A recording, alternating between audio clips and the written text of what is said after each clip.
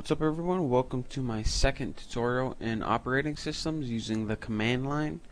And in this tutorial we're just going to be not really going over any technical stuff, but learning how to change the properties and how to make our command line more useful and a little more pretty.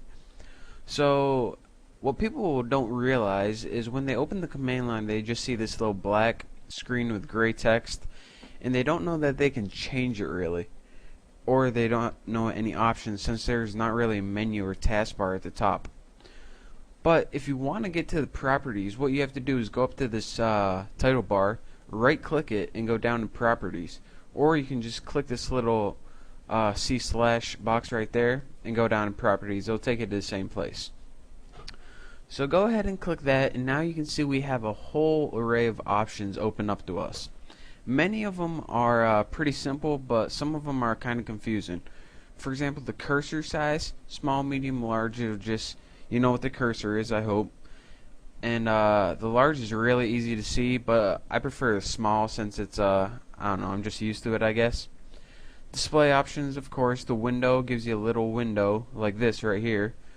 Or the full screen takes up your whole computer screen. I suggest working with a window, because then when you're looking at your folders in the, well, just work with window for now, you'll see why later. Now for the confusing stuff.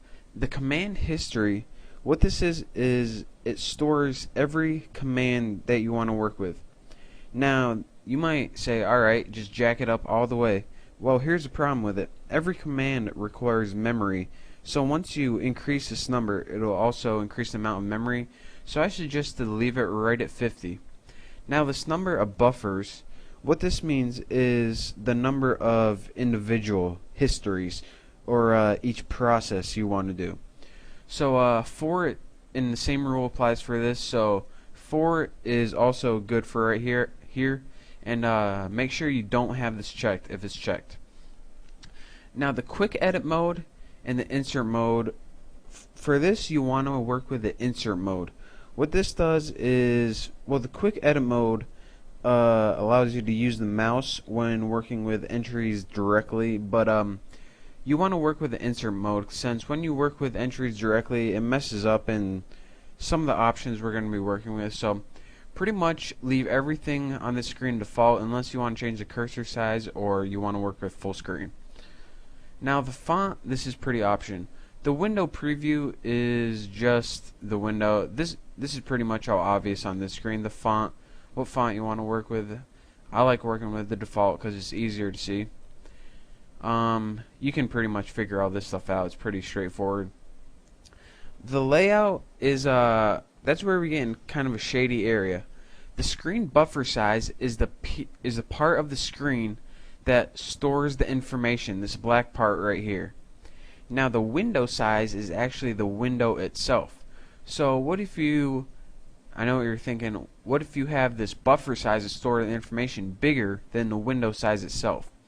Well, if you do that, then it makes these little scroll bars at the bottom and sides of it like there is right now. It'll make it to the side of it so you can see the information.